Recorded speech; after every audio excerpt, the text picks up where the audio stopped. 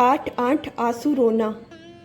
मानसी के पति विनीत ने उसे डिलीवरी के लिए मायके भेज दिया था, क्योंकि उसकी मां नलिनी ने उसकी मदद करने के लिए साफ साफ मना कर दिया था।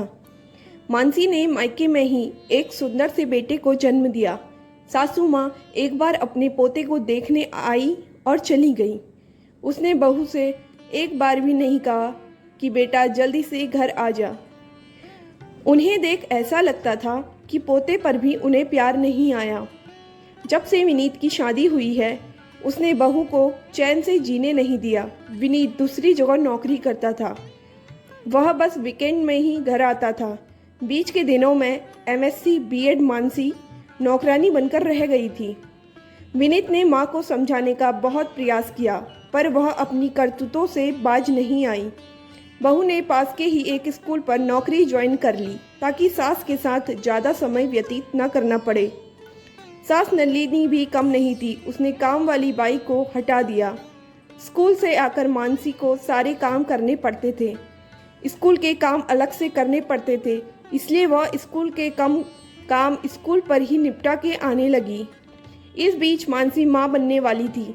सास नलिनी न जाने किस मिट्टी की बनी हुई थी कि कड़ाके की ठंड में भी बहू से घर के सारे काम करवाती थी।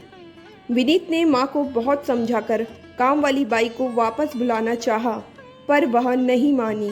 ऊपर से कहती थी कि मैंने भी तो यह सब किया था। डिलीवरी से पहले ही सास ने कह दिया था कि इसे इसकी माँ के घर छोड़ा, मुझसे नहीं होगा इतना काम।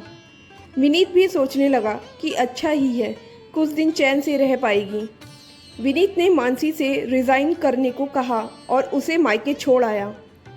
डिलीवरी के बाद से ही विनीत 15-20 दिनों में आकर अपने बेटे और मानसी से मिलकर चला जाता था, पर सास नलिनी न कभी उससे मिलने आई, न उसे मायके से आने को कहा।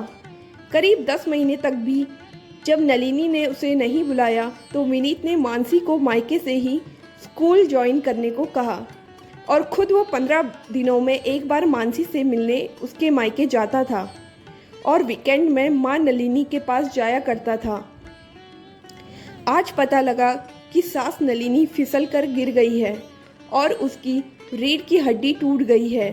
आज जब मानसी का बेटा चौथी में आ चुका था, विनीत जब माँ के पास पहुँचता है तो देखता है बहू मानसी को याद कर माँ 8-8 आंसू रो रही है।